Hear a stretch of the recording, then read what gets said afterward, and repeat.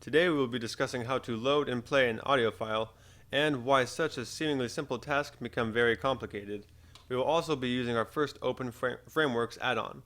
So head up to the openFrameworks homepage.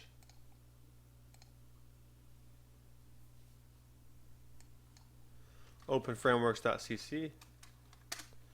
Head to the add-ons page.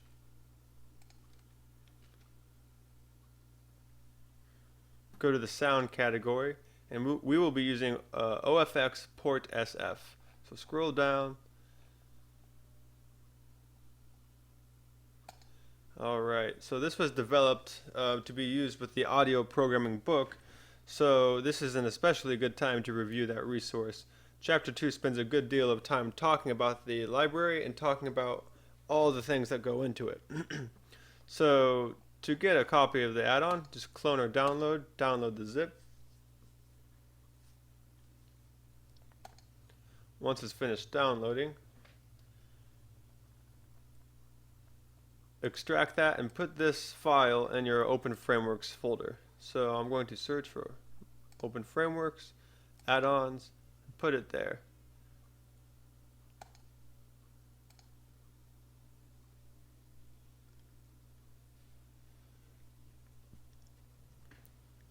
Great, and one last step, let's get rid of this -master. Whenever you download from GitHub, it will add that to it, and if you leave that there, it will not know exactly where to look for these files. Alright. So if you're on Windows, there's 3 examples already made for Visual Studios. I apologize for not making these for Mac as well. I do not have a Macintosh or Xcode at my disposal at the moment, but I will try to do that as soon as I do. Either way, the source code is the same for these examples, so you just make a project and use those. But for now, if you're on Windows, go ahead and open the load audio example.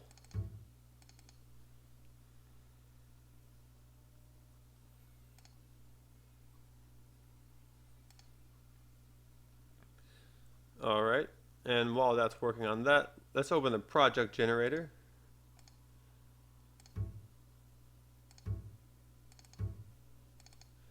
And we'll be making a new project. Call it whatever you like, and this time we'll actually be using an add-on. So go down to ofxPortSF. If you've put this in the right folder, it should show up on this list. Add that and generate your project. I'm going to go ahead and open. So now I have a couple of projects open.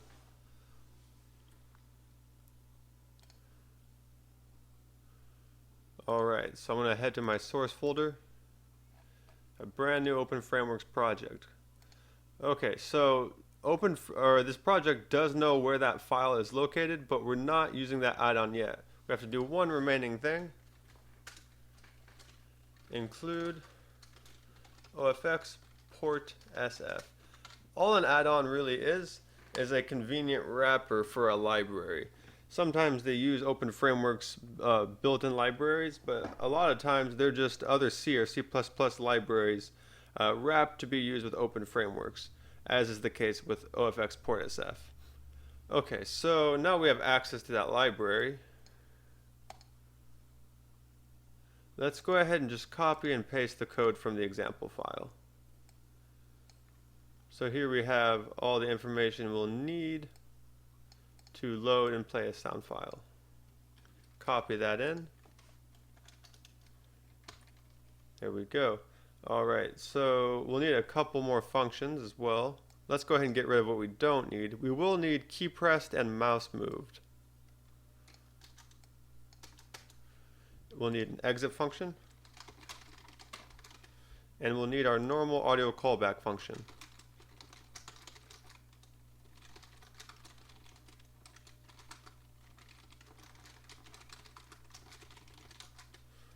Okay, so our header should be good now. Head to the CPP file of the example, and let's just go ahead and copy all of that and paste it over everything here. So now we just ripped off this CPP file entirely.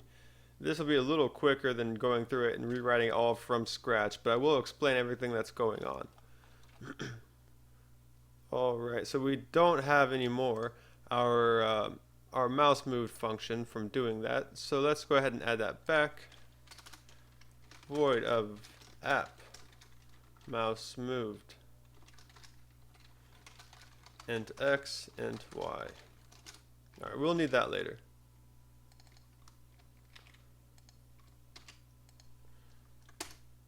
Okay, and now we should have everything we need to test this. We can go ahead and minimize that example.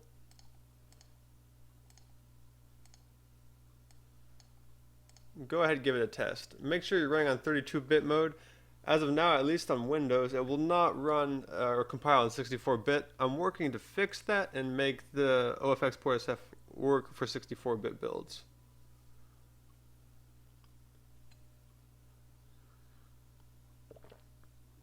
Alright, press spacebar to load a sound. So if you hit spacebar, a load dialog box should appear. There it is. And on Windows, for some reason, and this is a recent problem, it's been lagging a lot. And I'm not clear on why. This doesn't happen if I do this on a separate thread, but there we go. That didn't take as long as it could have. So I'm just going to grab a random sound file from my flash drive here. Grab one with a natural sounding instrument. This has some piano. And once this is done loading, it'll start playing. You can see the RAM building up here. That's because it's moving this file from the hard drive to RAM.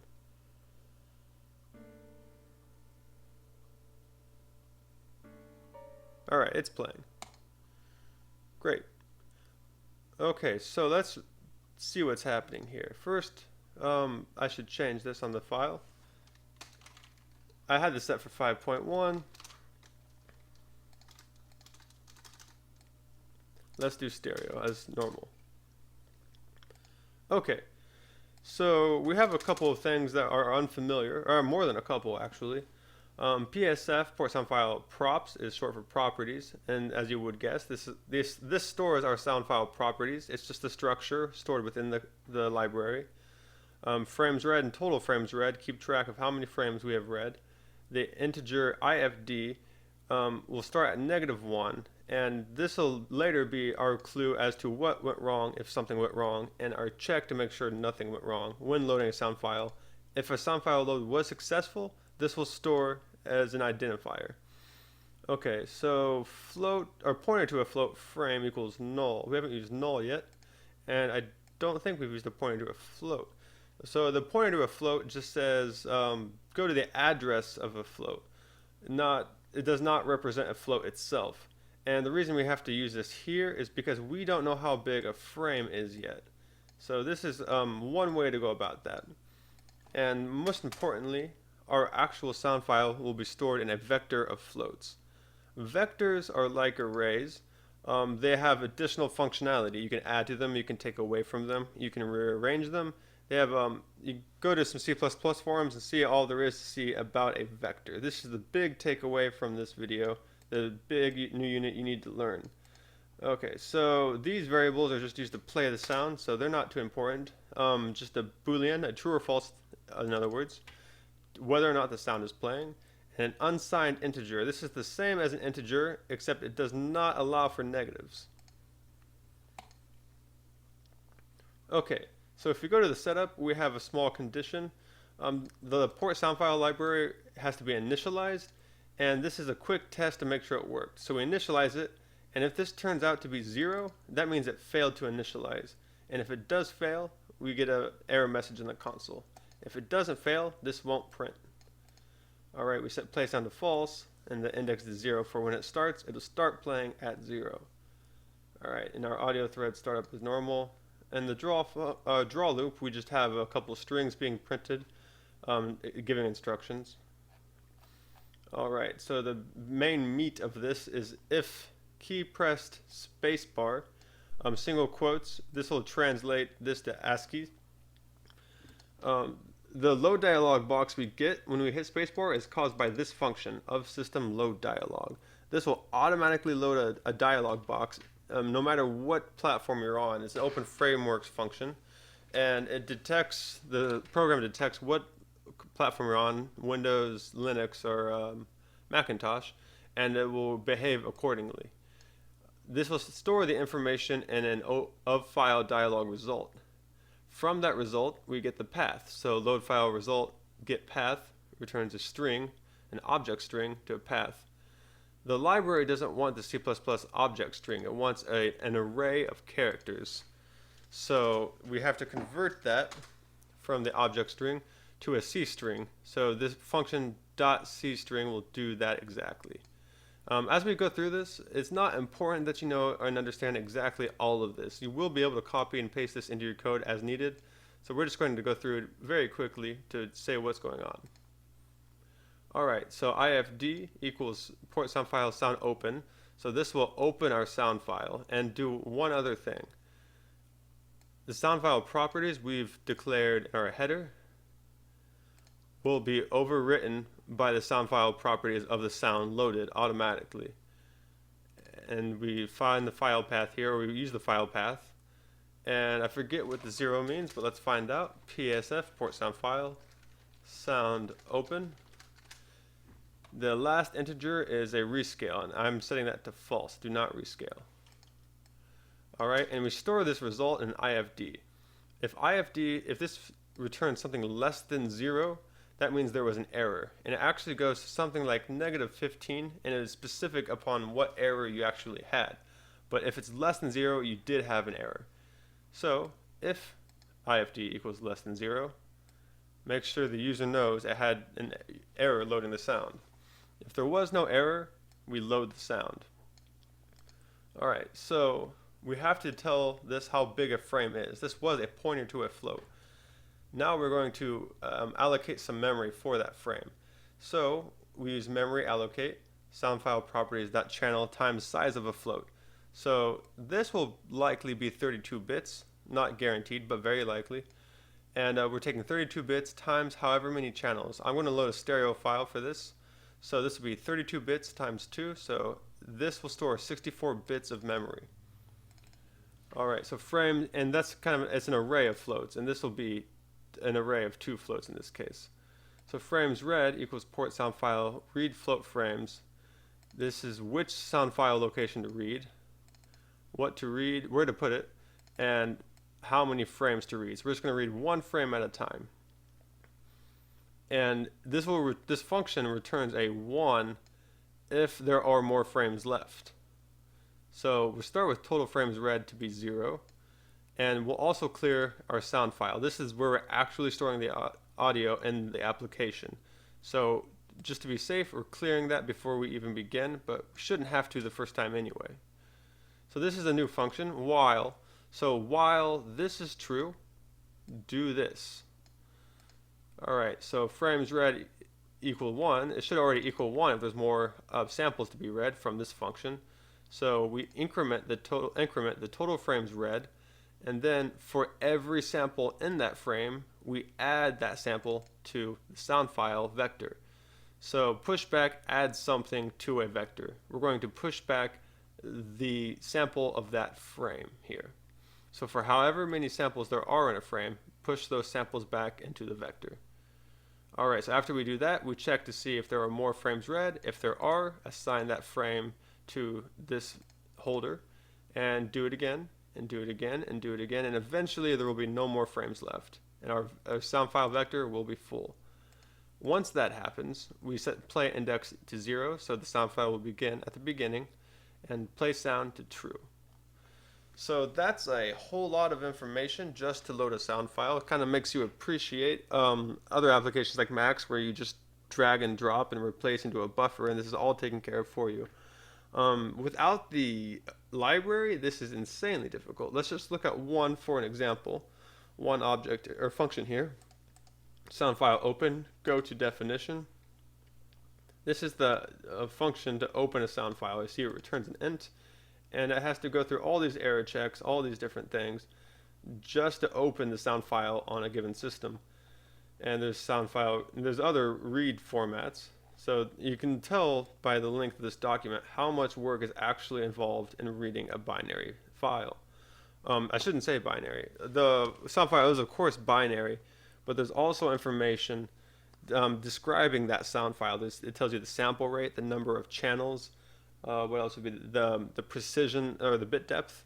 So there's a lot of information stored in a sound file just about that sound file. And in some cases you have metadata like the author, the date of production, that kind of thing. All right, so we have loaded a sound file now. And then once that's loaded, we do our function to play that sound, which happens here. And let's go ahead and get rid of everything there. Get rid of these comments. All right. We'll leave this. All right, let's add, now it won't play anything. We got rid of that functionality because we need to change some stuff. Let's add our normal stuff here. Buffer at I times number of channels plus 0 equals current sample. Buffer at I times number of channels. Nope. Plus 1 equals current. So that's our right frame. We're going to do a monophonic sound file player at the moment. Speaking of which, we have no way of knowing at the beginning how many channels the user has loaded. And for the sake of clarity in making a sound file player, let's just assume it will be mono. So we'll have to convert our sound file to mono. So let's make a function that does just that. Void convert to mono. So now we have storage for that function. And let's go ahead and make a new vector of floats. Mono summed sound file. I like long names that are very specific. Okay, so we're going to convert our however many channel sound file into a mono sound file with this function. Let's add that function to our code. After the load, it doesn't matter where you add it. Convert to mono. Alright, so there's a bit of an ambiguity. We don't know how many channels there are in the original sound file, so that makes this a little more difficult. So for int I equals 0, I is less than the original sound file size. So sound file dot size. It's a vector, so we can just get the size by asking it. So that's the original stored sound file, and we're just asking it the size of that. So how many entries in that array? Then I++. Okay, so for every sample, run through the frames. So for int j equals 0, j is less than sound file properties dot channels j++. Remember, we can't use I again because we're using it here. And sound file properties, it's getting this information here. Actually, sorry, here. So when we open the sound file, it reports that information. So we have the sound file properties loaded. And channels reports how many channels that sound file is. So you might see a problem with this already. We're going through all the samples, not all the frames here. So let's loop through all the frames instead. I equals I plus sound file properties dot channels. Okay, so this will now loop us through every frame. It'll start at the beginning of a frame, and within that frame, we'll go through all the samples, no matter how many samples there are. Okay, so we need to sum all the channels within that file. So let's make a float current frame sum, and we'll set that to 0 to begin. So for every sample in that frame, current frame sum plus equals, or equals current frame, plus let's see, sound file at location I plus j. And we'll also scale each one just a bit. Okay, why I plus j? So I is the frame number, and j is the samples within that frame. So at frame 0, for the very first thing that happened, j at sample of 0 of frame 0, sound file at 0. So that'll report the very first sample. And then for the second sample of that frame, it'll be 0 plus 1. So sound file at array 1. So this will add all the frames of that, all the samples of that current frame. And it will add it to the current sum. So we add that, once this for loop is finished, once it's added all the samples of that frame, we go to our new mono file, so mono summed sound file dot pushback. Pushback is the way, again, of adding something to your vector. So pushback current frame sum. After we add it, we reset it to 0. That way, when it runs back through this for loop again, it'll start at 0. Okay, that was a lot of work. And let's do one more thing to be safe. Mono summed dot clear. This will make sure if the user loads a second sound file, this will start cleared instead of adding a second sound file to the end. Okay, so we've written a function to convert to mono, but we've never used that function. So we need to place this function somewhere appropriate. So once we have the original sound file with all its glorious channels, let's convert those to mono. After it's converted to mono, it'll start playing and at index 0. So that's a lot to grab onto as well. If this was I'm sure it wasn't easy, but if this is too much right now, just make sure you're loading a mono sound and just use the original array and you'll be fine. Alright, so if we're playing the sound, let's start with the current sample.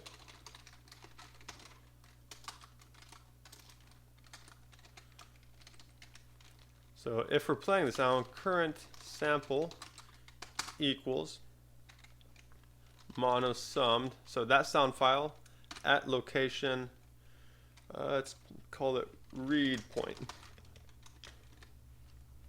And we'll need to make this variable. I like read point more than play index, and we'll see why later. So yeah, you can imagine the sound file is a roll of tape, or not a roll, just stretched out tape, and you're using a tape player, and you're moving the tape player across the tape instead of the tape moving across the player. So we're moving the read point, but the array staying in the same place. So we need to set this equal to 0 to begin.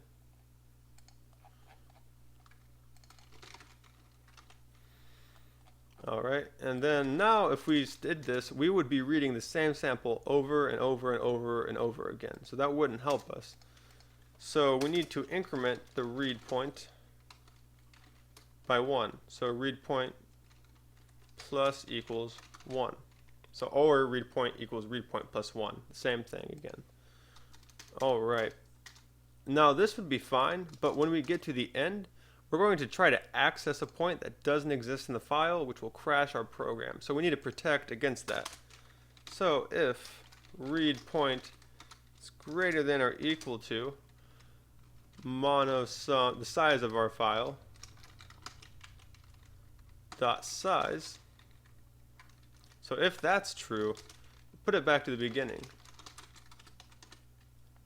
We've effectively made a looper here. So it's going to get to the end, and it's going to loop back to the beginning. Okay. So if everything's well, let's put this here. Alright.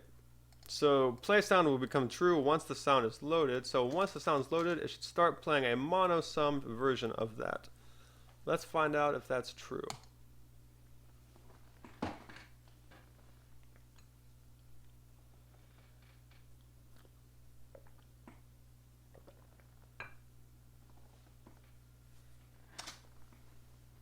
Press spacebar to load a sound. I'm going to load the piano piece again. You can see it's loading here.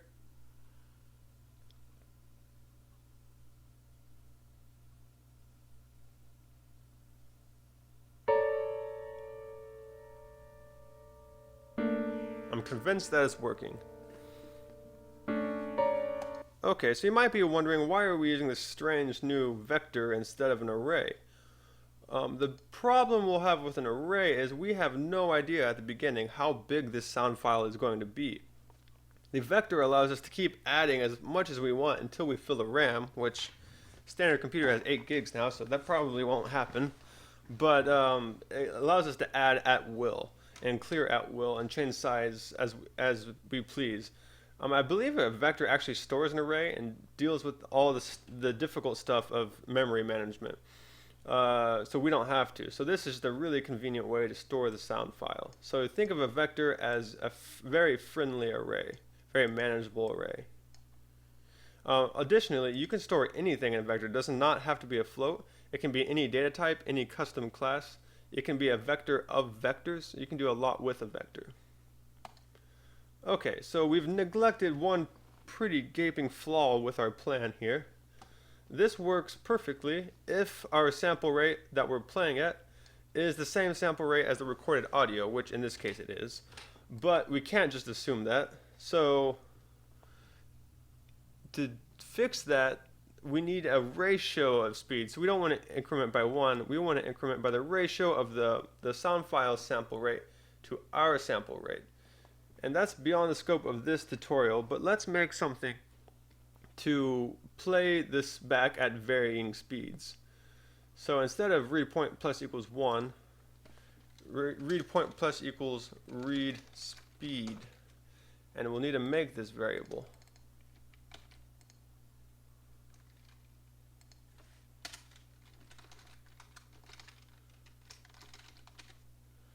Alright, and additionally, let's not use an integer for the read point, let's use a float. Alright, and obviously, you can't access a floating, well, that might not be obvious. You can't access index 0.5 of an array. That number doesn't exist. It's 0, 1, 2, 3, 4. They're slotted at integers. So that'll be a problem that we won't completely solve today, but we'll take a little shortcut along the way here.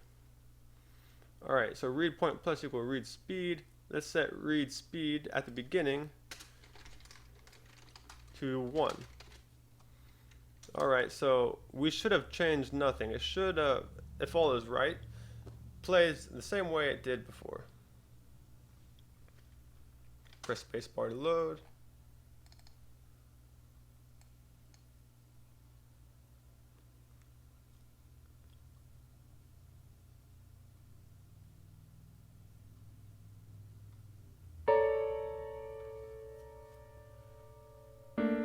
Great, but what we've allowed ourselves to do is change the read speed. So it's at 1, which is normal speed, but we can do just about anything with that. So let's go to the mouse move like we tend to do. Let's change read speed, map that on the x-axis from 0 to the screen width, or the window width rather, and let's do 0 to 4. So we'll be able to take it down to so slow that it's not moving, or go 4 times faster than the original, and anywhere in between. Okay. Oh, one more thing. Now that this isn't locked to integers, we need to make sure it doesn't go past this -1 now.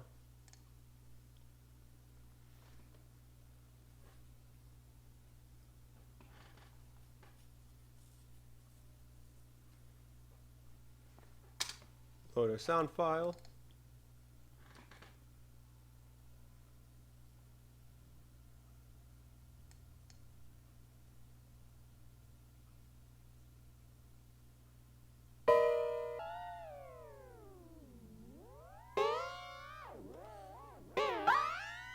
All right, great.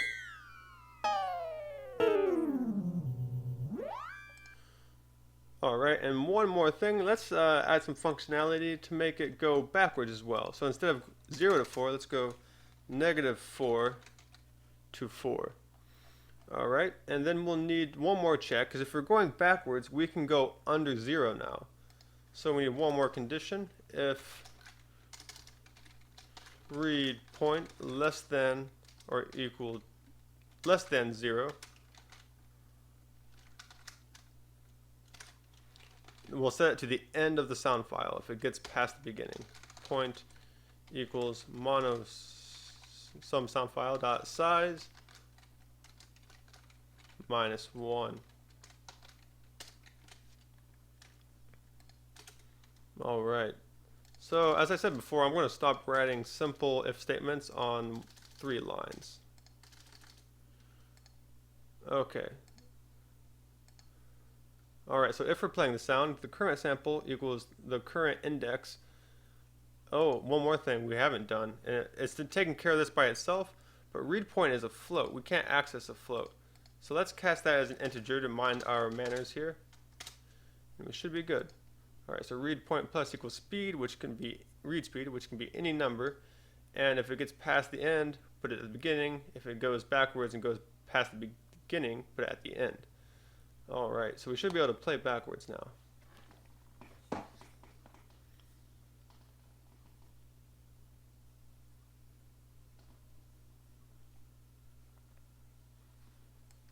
Load the sound file.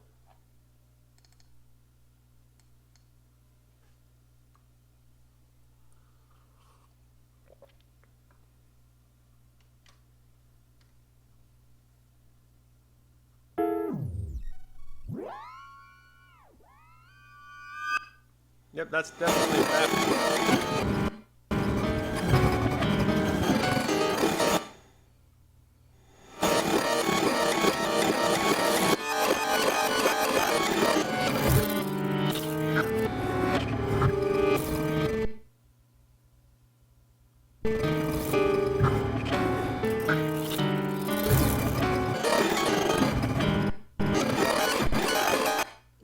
So we're getting kind of a weird lock thing.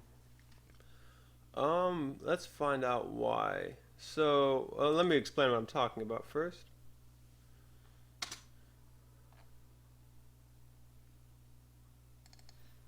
So what I mean is we're getting some kind of lock. So it's only going integer speed. It's only going 1 times faster, 2 times faster, 3 times faster, 4 times faster, and the same going backwards. -1, 2, 3, or 4. So at some point, our read speed's getting truncated.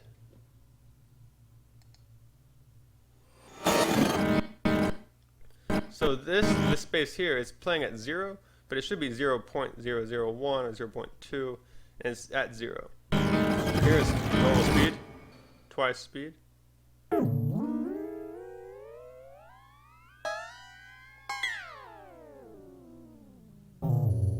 Oh, it's not doing it now, so whatever was happening, it's not. But listen to the artifacts we're getting here. You hear that really high-pitched stuff we're getting? That's not part of the sound file. That's an artifact of the way we're doing this. And the problem is we're not actually interpolating, that's the word, sorry. We're not interpolating between the samples, and I made a small demonstration to explain this problem. So we are truncating. We're going to not even the nearest sample, but like this. So imagine these are 5 randomly generated samples. If we're going really slow, we don't adjust based on the surrounding samples. We just jump straight there when we get there. Jump straight there when we get there. Jump straight there when we get there. So this move right from here to here is very high frequency. It's a very fast jump compared to this, which is nothing. So we're getting these artifacts that don't belong in the sound file. And ways to fix that are interpolation. You could draw a straight line from here to here, then a straight line from here to here. That's linear interpolation. Or you could do a smooth curve, which would be cubic interpolation, which happens to be the subject of the next tutorial. So this has been a bit of a bear for something that's relatively simple, and on top of that, we're not even quite done. Fortunately for the next tutorial, linear interpolation has many uses. So after that, we'll be able to finish the rest of the sound file player, and we'll be able to add that knowledge to our bag of tricks of our audio tools. All right, until next time, thank you.